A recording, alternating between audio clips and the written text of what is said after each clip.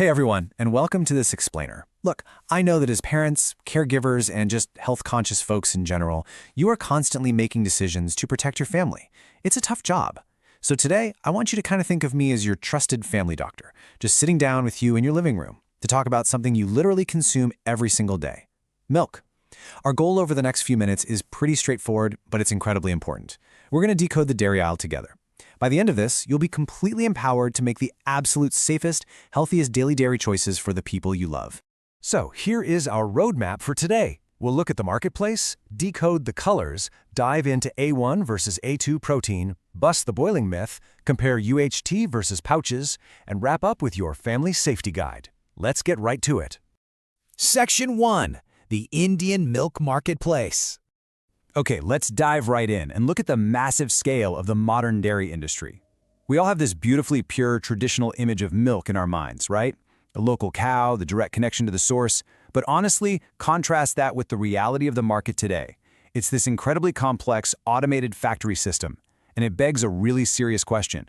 When you pick up that packet of milk from the store, do you truly know what you're buying? And maybe more importantly, do you know how it got there? Moving on to Section 2. Decoding milk packet colors. To actually make sense of that massive factory output, we first have to understand the packaging. You know those bright, colorful plastic pouches you see jammed in the freezer? Well, they aren't just clever marketing or random branding tricks. They're actually strict, standardized industry codes. They categorize the milk after all the separation, homogenization, and pasteurization is done. Understanding this visual language is literally your very first step in matching the right milk to your specific family's needs. You really shouldn't just grab whatever happens to be at the front of the fridge. You've got to read the color. So what do these colors actually mean? An orange packet indicates full cream milk, boasting at least 6% fat.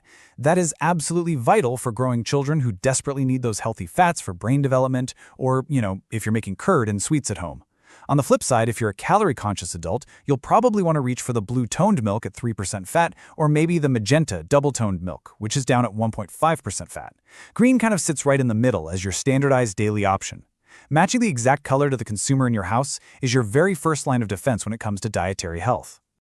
All right, Section 3, the A1 versus A2 protein. Now, the absolute biggest conversation happening in dairy right now isn't actually about fat percentages at all. It's about microscopic protein structure. Let me ask you this, because it's such a common pain point. Why does milk suddenly cause bloating, gas, or just general digestive discomfort, especially in the elderly and young kids, even if they've literally been drinking milk their entire lives? Well, it comes down to the cows. Native A2 milk, which is produced by native Indian breeds like the Gir or Sahiwal, features a specific protein structure that allows for super easy absorption into a healthy gut. It's gentle. But compare that to the commercial standard, A1 milk from crossbred foreign cows. That standardized A1 protein breaks down entirely differently during digestion, and it often leads directly to a red, inflamed, unhappy gut. And the exact reason for that inflammation? It's a compound called BCM7. Honestly, this is incredibly important for parents to grasp. When A1 milk is digested, it produces this BCM7 compound, which tons of studies now link to digestive inflammation and symptoms that perfectly mimic lactose intolerance. So if your kid or an elderly parent is struggling with dairy, actually scratch that. If anyone in your family is struggling, this exact compound is often the real culprit, not necessarily the lactose itself. Which brings us to Section 4, the milk boiling myth. Now, what's really fascinating here is that we've all been taught this golden rule. If we just boil our milk properly, it magically makes everything perfectly safe. But we need to break down a terrifying reality. Even though that standard blue pouch is heavily pasteurized at the factory, by the time it actually reaches your kitchen, it can suffer from incredibly high bacterial counts. Why? Because of poor handling and broken cold chains during transport, something the industry calls the last mile problem. And here is the hard truth that totally debunks the boiling myth. Yes, boiling your milk will absolutely kill the living bacteria, the microbes that multiplied while the milk was just sitting in a warm delivery truck. But, and this is crucial, boiling does absolutely not neutralize the bacterial toxins that those microbes already secreted into the milk. So, while boiling heavily contaminated milk makes it technically safer from a live infection, it definitely does not make it pure. Those toxins persist, and they go straight into your family's digestive system. No way around it. Okay, Section 5, UHT versus standard pouches. So if boiling isn't this magic bullet for standard pouches, how do we actually protect the most vulnerable members of our family? We have to compare our primary packaging options. Standard plastic pouches are super vulnerable. They require a strict cold chain below 4 degrees Celsius at all times. And we know that often fails, leading to high spoilage and massive toxin risks. Contrast that with UHT, ultra-high temperature milk in Tetra Paks. Because it's processed at extreme temperatures and sealed in a sterile, airtight environment, it boasts near-zero microbiological contamination.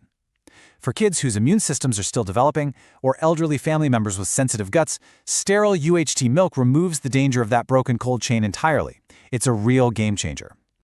Finally, let's bring it all together in Section 6, your Family Safety Guide. So we've covered the marketplace, the color codes, the whole A1, A2 debate, and the harsh realities of bacterial safety. It's time to assemble all this data into an ultimate safety hierarchy for your household. Tier 1, your absolute gold standard, is sourcing A2 milk directly from a verified local farm. But hey, if you can't access a farm, move down to Tier 2, sterile UHT A2 milk in a carton, ensuring basically zero bacteria. And finally, Tier 3 is your standard refrigerated pouch, but you must ensure you buy it from a shop that uses a proper working deep freezer, not just a cool shelf.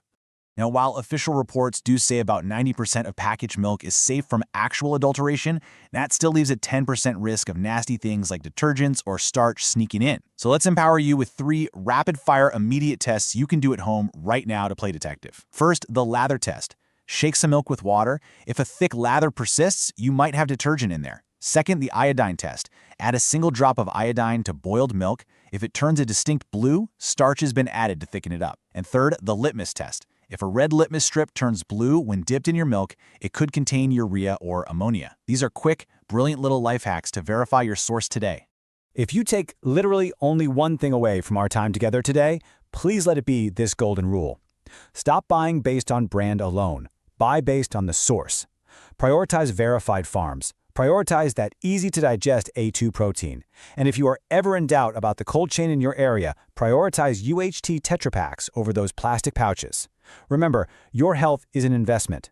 Spending just slightly more on high-quality A2 or sterile UHT milk is vastly cheaper than paying the future medical bills associated with chronic, long-term digestive issues, for sure.